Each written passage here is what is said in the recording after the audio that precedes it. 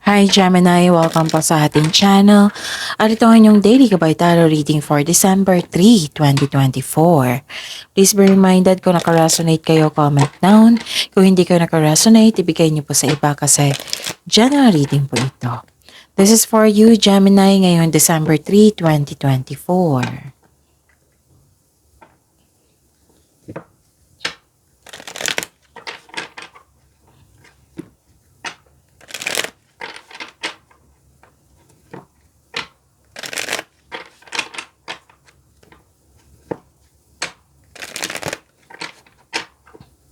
Para po ito sa inyo Gemini ngayong December 3, 2024. Maraming salamat po sa inyong patuloy na suporta at maraming salamat din po sa mga hindi nag-skip ng ads. Gamitin ang reading na ito bilang gabay lamang sa mga hindi pa nag-subscribe. Subscribe na po kayo at click bell notification para malaman nyo na may bago tayong video.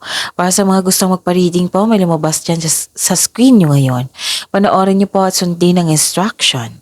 Calling the attention sa mga suki ko dito na Gemini, open na po ang inyong monthly gabay tarot reading for December 2024. May 6 months from now reading tayo at love life reading po. So message me Gemini for schedule. Maraming salamat po. Spirits Guide, mga ganap po para kay Gemini. Ngayong December 3, 2024, I need 3 cards po.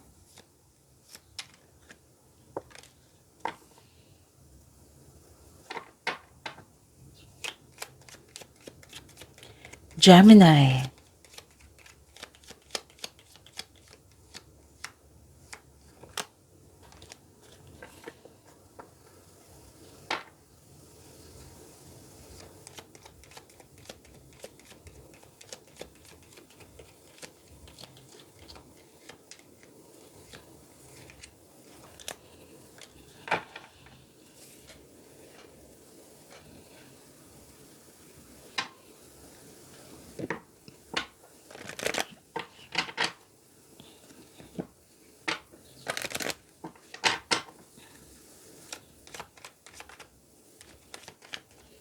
Spirits Guide, mga mensahe po para kay Gemini ngayong December 3, 2024. I need 2 cards po.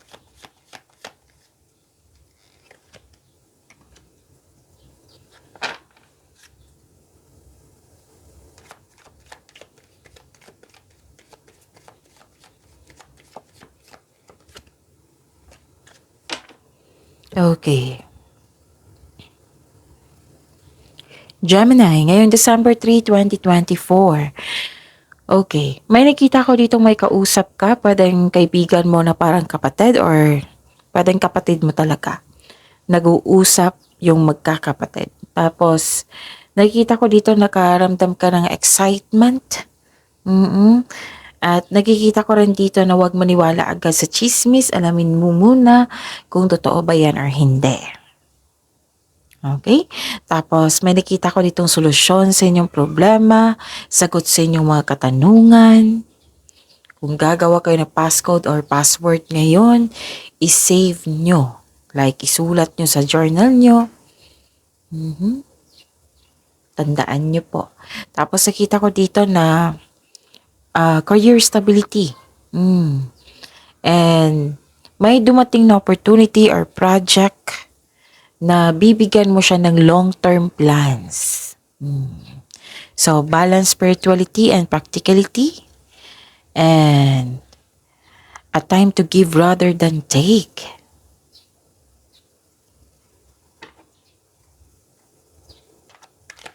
Spirits Guide, ano po yung energy ni Gemini ngayong December 3, 2024?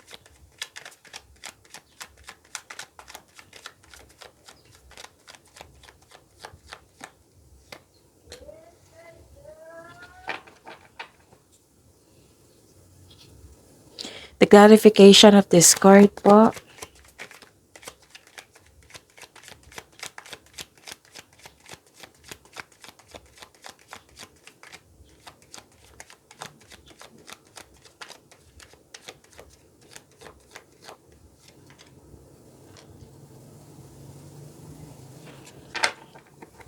Okay.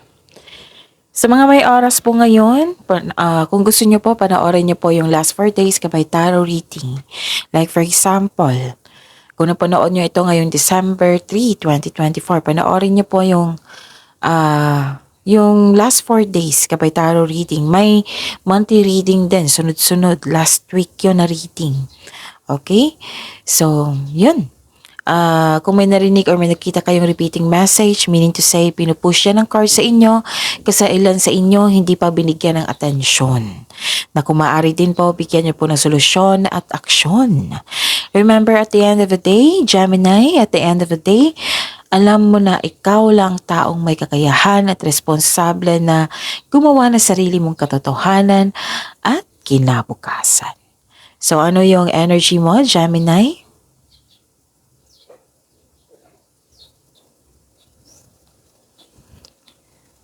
Nagkaroon po ng harmony, moderation, divine timing, katahimikan, combination of forces, may ganap na realization. You are divinely guided, Gemini.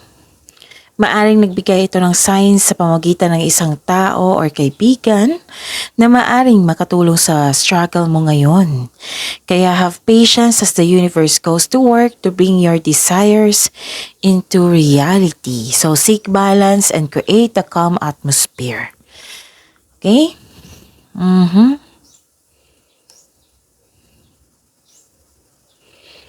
May nakita ko ditong masungit or sensitive na tao na binigyan mo siya ng pasensya at pag-intindi. Okay? Pay attention po daw kayo sa income nyo at sa paggasta. Kailangan ng pagbalanse. Yan yung reminder ng card nyo.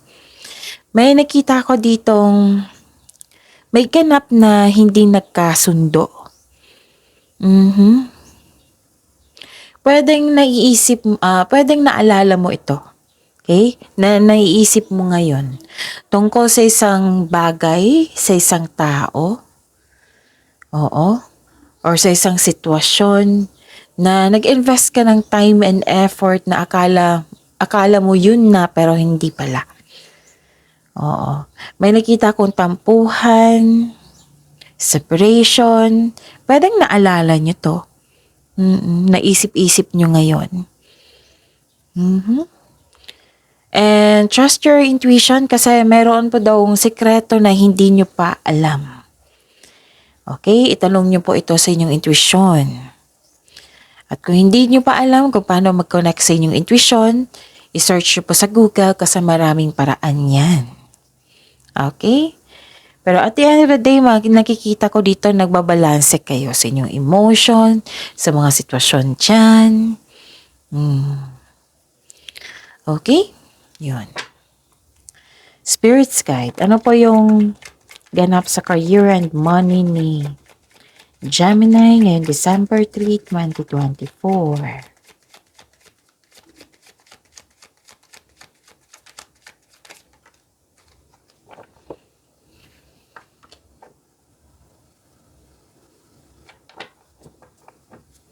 And the clarification of this card po.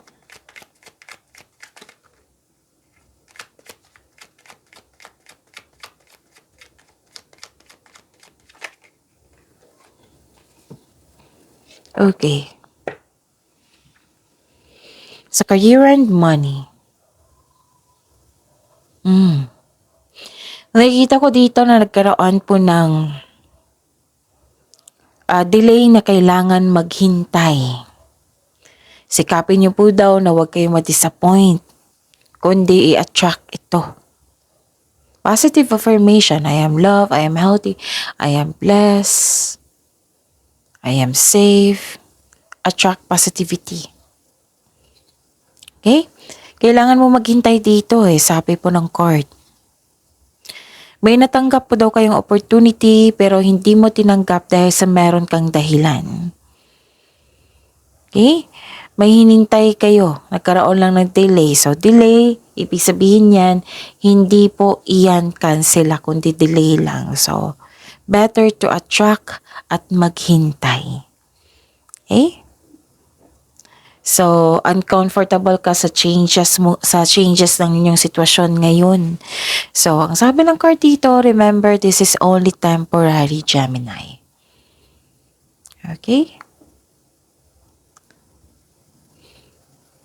Actually, may nakita kong completion dito. And celebration, togetherness po. May pagdiriwang na may uko sa'yo, pwede. So, spend time and celebrate by people who uplift and inspires you. So, it's time to have fun and focus on spending time with your friends and family. This is also means a stress reliever. Pwede din may ganap na groupings or collaboration dyan sa trabaho or negosyo mo. Itong mga taong ito ay buong suporta sa'yo. Maari din na family mo ito. Pwede din magkaroon kayo ng outing kahit dinner. Oo. Lunch date, lunch group date. At itong pagtipon-tipon na ito, magiging okay yung energy mo. Yung sabi ko kanina, this is also means a stress reliever. Group date. Okay? Pwedeng may anniversary, birthday, or na-fulfill nyo na may achievement na nangyari. Kasi nga may nakita ko dito sa inyong card na pagtatapos. Okay? So, this is good kasi may celebration sa tagumpay. Ang ganda sa energy niyan. Gemini. Okay? So, yan. Spirits guide. Love, life, self-love, partnership, and romance ni Gemini ngayong December 3, 2024.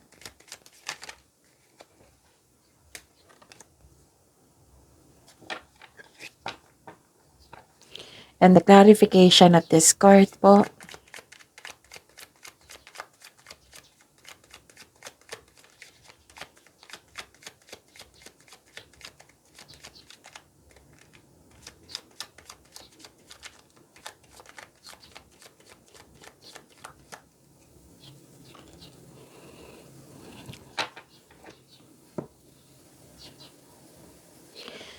Maraming salamat po sa patuloy na tiwala at suporta sa ating channel. At maraming salamat din po sa mga hindi nag-skip ng ads. Ano yung ganap? Naging impatient po kayo dito sa habaan ng pasensya. Okay. Mag-ingat po daw kayo sa isang manloloko. Kasi parang nag-offer to sa inyo at tinanggap nyo agad. Kilalanin nyo muna, Gemini. Kilalanin nyo muna itong taong ito at yung offer niya sa iyo. Alamin nyo kung totoo ba yan or hindi. Kasi nakikita ko dito, tinanggap mo at nagsisisi ka. Again, pwedeng nangyari na ito. Na naalala nyo ngayon. Pwedeng mangyayari pa lang, kaya mag-ingat. Basta kung may bagong tao dyan or may offer ngayong araw na ito, pag-isipan mo ng mabuti yan. Okay? Kung karapat-dapat ba, natanggapin, kung totoo ba yung offer niya sa'yo, kung totoo ba itong tao sa'yo. Kasi nakita ko dito, Gemini, na hindi siya totoo sa iyo. May hindi totoo.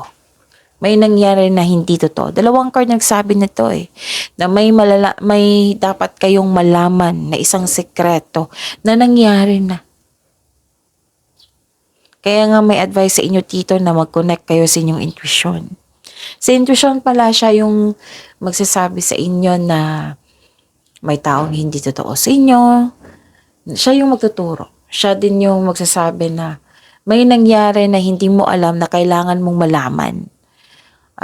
Siya din yung magtuturo kung ano yung next step. Siya ang magtuturo kung saang right path kayo patungo sa success. Kaya importante talaga na kung maaari po na mag-connect kayo sa inyong intuition. Kung hindi nyo alam kung paano mag-connect sa inyong intuition, yun nga. Yung sabi ko kanina na i-google nyo. Kasi maraming paraan yan. Okay? Mag-ingat po kayo sa mapaninlang ngayon. Lalo na maraming mapagsamantala kapag, di ba, December. So, alam ng ibang tao na full of blessings tayo ngayon. Baka ito yung chances nila, di ba? So, huwag niyong bigyan sila ng pagkakataon. Magiging on guard dapat. On guard. Huwag kayong magpaloko. Gamitin niyo yung talino niyo. Observer kayo Malalaman mo talaga yan. Okay?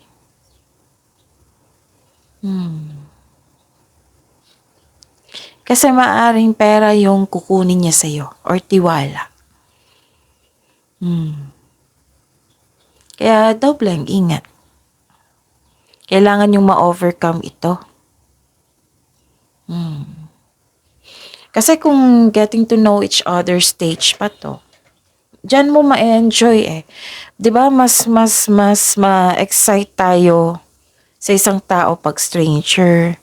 Kasi kikilalanin pa natin siya So, dyan mo na i-enjoy mo muna yung moment na yan, yung getting to know each other stage. Alamin mo muna. Kailangan kasi sa panahon ngayon, maging wiser tayo, Gemini. Diba? Habaan ng pasensya din.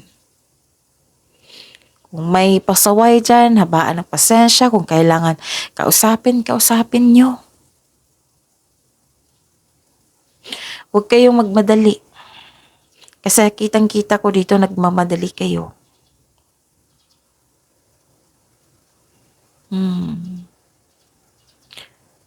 Okay. Patuloy mo daw alagaan yung sarili mo, Gemini. Okay? Kasi may nakatadhana na parating sa'yo. Yun. Ano pa? Inom muna ako ng tubig. Saglit lang po.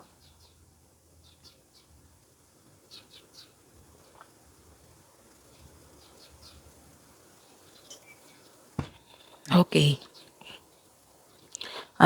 Yun no? 3 card na po nagsabi dito na mag-connect kayo sa inyong intuition. Ang ilan sa inyo nakakonect sa inyong intuition pero ayaw nyo makinig. It might be busy kayo or marami kayong iniisip. So, nakikita ko kasi dito disconnection from your intuition. So, makinig sa inyong intuition. Pwede din may nangyari na naalam mo na pero in-ignore mo kasi nga ayaw mo ng problema, ayaw mo mastorbo kasi busy ka nga. Pero kailangan mong pansinin to Gemini, kasi nakita ko dito yung hidden motives. Okay? Makinig sa inyong intuition. Kitang-kita ko dito na nag-overthink kayo, nag-overanalyze. So, instead na magkaroon kayo ng tiwala sa inyong sarili, nagre-rely kayo sa guidance sa opinion ng iba, So, maniwala first sa inyong sarili. Makinig sa inyong sarili. Overthinking, nakakasama yan sa inyo. Kailangan yung stop yan.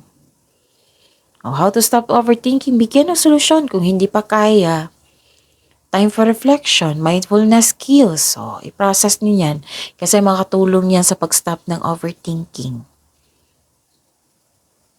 2 card na nagsabi dito 3 card na nagsabi dito na may nangyari po daw na kailangan yung malaman.